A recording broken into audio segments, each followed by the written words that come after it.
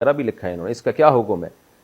دیکھیں، روزہ ٹوٹتا ہے کھانے پینے سے یا مقعد کے راستے کوئی چیز باڈی میں داخل کی جائے، یعنی قضاء حاجت کے راستے سے، جیسے کوئی دوا وغیرہ داخل کی جاتی ہے۔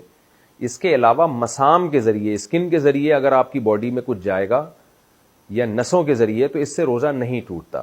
جیسے آپ جب نہاتے ہیں تو پانی مسام کے ذریعے آپ کی اسکن میں، مسام میں داخل ہوتا ہے، لیکن اس سے روزہ نہیں ٹوٹتا۔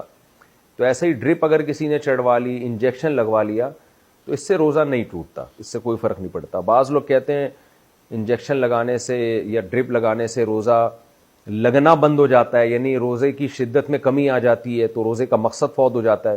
تو دیکھیں، وہ تو نہانے کے بعد بھی روزے کی شدت میں کمی ہوتی ہے۔ آپ اگر ایئر کنڈیشن روم میں آگے بیٹھ جائیں تو وہاں بھی روزے کی شدت میں کمی ہو جاتی ہے۔ تو روزے کی شدت میں کمی پیدا کرنا کوئی بری چیز نہیں ہے۔ اللہ میاں نے ہمیں منع کیا کھانے پینے سے روزے میں، تو بس اللہ میاں کی پابندی ہی کو فالو کرنا چاہیے، کھانے پینے سے منع کیا ہے۔ اب اس سے جتنا روزہ اللہ لگانا چاہے لگ جائے، آپ خود سے اپنے آپ کو ٹینشنوں میں نہ ڈالیں۔ ایئر کنڈیشن روم میں اگر کوئی بیٹھ سکتا ہے روزے میں تاکہ روزہ نہ لگے تو بہت اچھی بات ہے، اللہ میاں نے تو نہیں کہا۔ کسی کو اے سی میسر نہیں ہے تو اس کو روزہ لگے گا، وہ بیچارہ دھوپ میں چل رہا ہے تو وہ اس کو ثواب زیادہ اللہ تعالیٰ دے دیں گے۔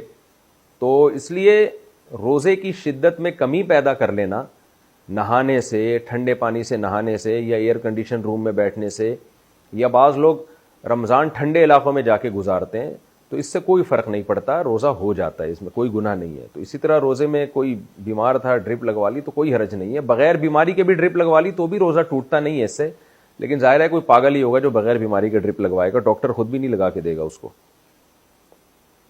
روزے میں بد نظری کرنا، کیا روزے کی حالت میں جان بوجھ کر بد نظری کرنے سے روزہ ٹوٹ جائے گا؟ بد نظری کرنے سے روزہ ٹوٹتا تو نہیں ہے، لیکن روزے کا ثواب اتنا کم ہو جاتا ہے کہ ٹوٹنے کے قریب ہی ہو جاتا ہے وہ۔ جیسے کہ حدیث میں آتا ہے کہ آپ صلی اللہ علیہ وسلم نے کچھ خواتین کو کہا کہ تمہارا روزہ نہیں ہے۔ انہوں نے کہا کہ ہم نے تو روزہ رکھا ہے۔ آپ نے ان کو حکم دیا، انہوں نے الٹی کی ہے تو گوشت کے لوتھڑے نکلے اس میں سے۔ آپ نے فرمایا تم نے کسی کی غیبت کی ہے۔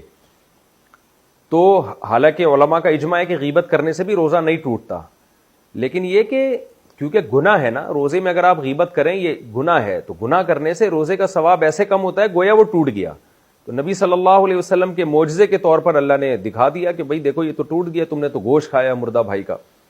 تو بد نظری کرنا، بے حیائی کرنا، روزہ فلم دیکھ کے روزے گزارنا، یہ سب چیزیں روزے کے ثواب کو کم کر دیتی ہیں۔ البتہ روزے کا رکن باہر علیحدہ ہو جاتا ہے۔ رمضان کا جو روزہ تھا اگر نہ رکھتے تو اس کا جو گناہ تھا وہ تو بہت زیادہ تھا، پھر اس لیے روزے میں گناہوں سے بچنا چاہیے۔ حدیث میں آتا ہے روزہ ڈھال ہے، انسان کو برائیوں سے روک لیتا ہے۔ اور آپ صلی اللہ علیہ وسلم نے یہ بھی فرمایا کہ رب صائم لیس لہم فی الصیام الا الجوع ورب قائم لیس لہم فی القیام الا السحر، او کما قال صلی اللہ علیہ وسلم۔ پورے الفاظ حدیث کے عربی میں مجھے یاد نہیں ہے۔ نبی صلی اللہ علیہ وسلم نے فرمایا، مفہوم یہ ہے کہ بہت سے روزے دار ایسے ہیں جن کو روزے میں بھوک کے علاوہ کچھ بھی حاصل نہیں ہوتا، اور بہت سے راتوں کو جاگنے والے ایسے ہیں جن کو تہجد میں سوائے نیند خراب کرنے کے کچھ بھی حاصل نہیں ہوتا۔ تو مطلب یہ کہ وہ لوگ ہیں جو روزہ رکھ کے بھی گناہ نہیں چھوڑتے، تہجد پڑھ کے بھی گناہ نہیں چھوڑتے۔